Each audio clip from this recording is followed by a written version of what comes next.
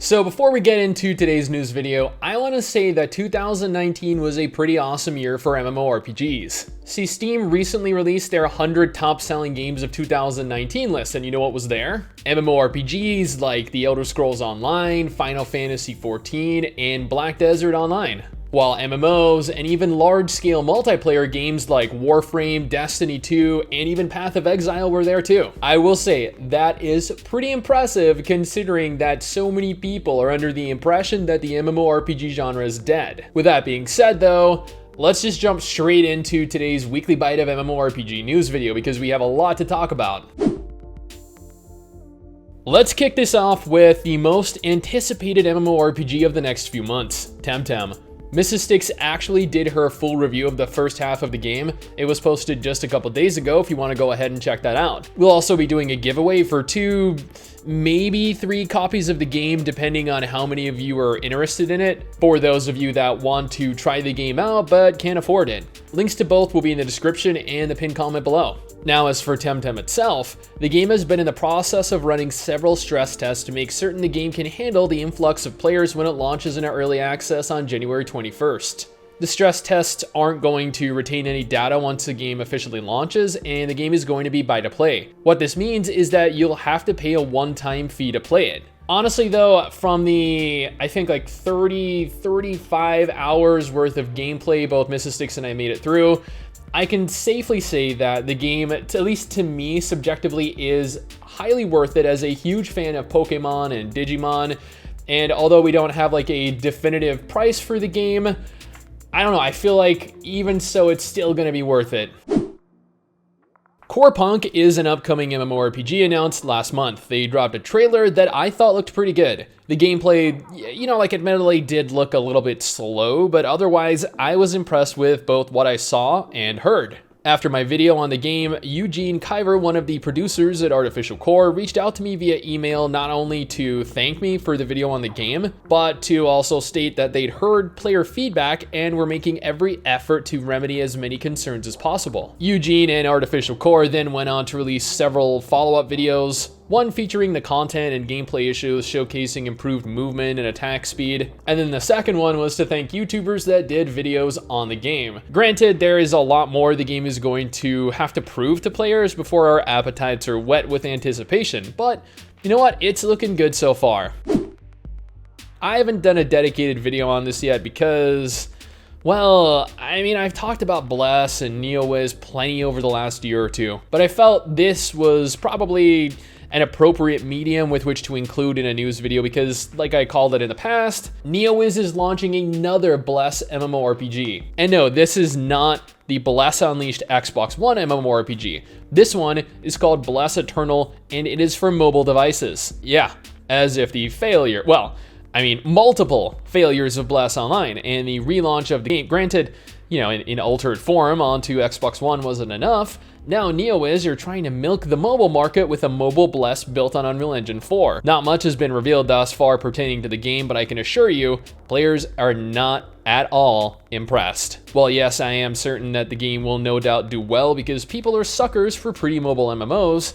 I'm just appalled that they are actually going through with this. It is ridiculous. I'll do a more updated, dedicated video on Bless Eternal for the mobile channel as more info is released, but thus far, I am not impressed. A couple days ago, Cryptic released the trailer for their brand new upcoming MMO, Magic Legends, and there has been quite a lot of negative reactions. Yes, it has not really been very well received. This is attributable to several different factors. First, it turns out that for the most part, the game is really not going to be a very MMO-esque game and would be more apt to be referred to as a multiplayer action RPG. Initially, they were marketing the game as an MMORPG on their website, but shortly after changed the classification to merely an MMO. Now people are coming to the realization that the game is going to barely even go that far. Additionally, the UI, the graphics, I don't know, everything about the game kind of screams like mobile game to me, and that has left quite a few people very upset. MMO players have a strong disdain for mobile games, so that's 2 strikes thus far. While this is still very early alpha footage, the game is not looking like it's in a very good place right now.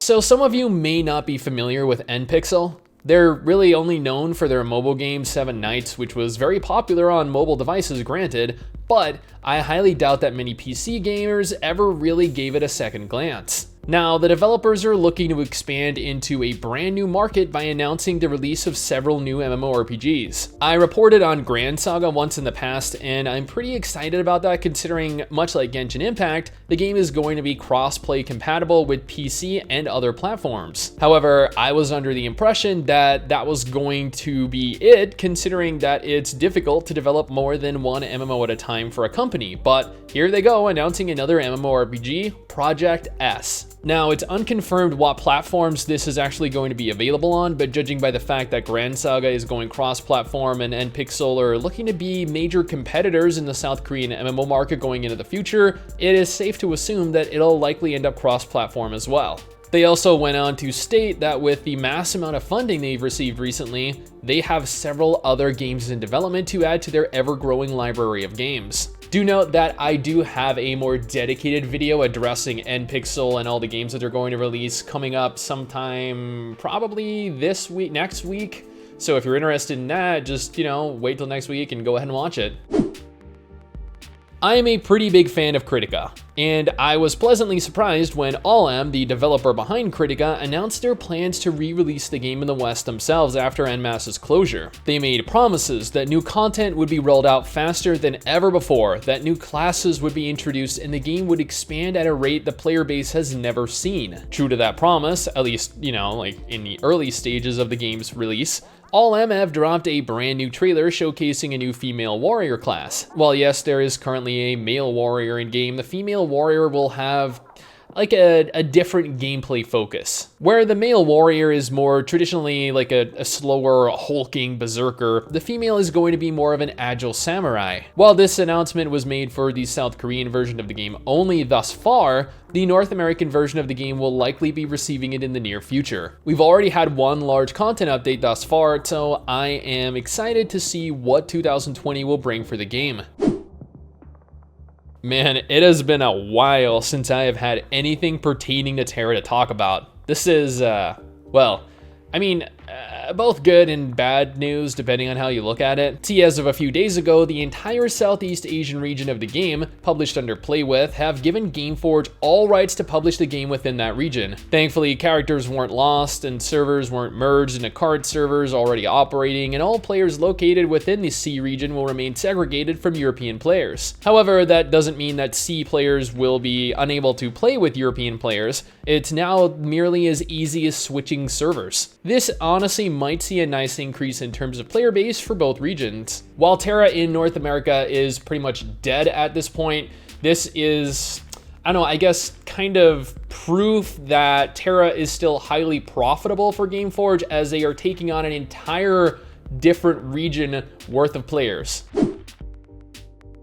This one's actually about the company ArenaNet as opposed to any game in specific. If you weren't aware, ArenaNet is known for publishing Guild Wars 2. However, a couple weeks ago, they posted a job opening for an art director for an upcoming but unannounced third-person fantasy action console title. That is awfully vague, but at the same time, incredibly specific. They are looking for someone with experience in Unreal Engine 4, which is unusual since Guild Wars and Guild Wars 2 both used ArenaNet's in-house engine. What's even more unusual is the fact that they have a team large enough to warrant investment into a console title considering they laid off so many people last year. They haven't confirmed whether or not the console game will be an MMO or if it'll instead be a single-player game, but people are already speculating that it might be a Guild Wars console game of sorts. I don't know, maybe like a sequel to Guild Wars 2, maybe an entirely different IP altogether. I guess we're gonna have to wait and see. I know there are still plenty of people that play Albion Online. In all honesty, I have a video I plan on doing on the game in the next month or so, and it'll be on this topic in specific. See, the team behind the game announced that their newest update, titled Queen, is launching on January 20th. Yeah, that's like a week and a half away, less even. According to Sandbox Interactive, it will be the largest update since the game's launch in 2017. bringing a complete rework of the Outlands continent, a place to live in the open world in the form of hideouts and open world territory battles in conjunction with the new Crystal League. They're also working on various quality of life improvements as well, but I feel like at this point that is a given with updates in this day and age.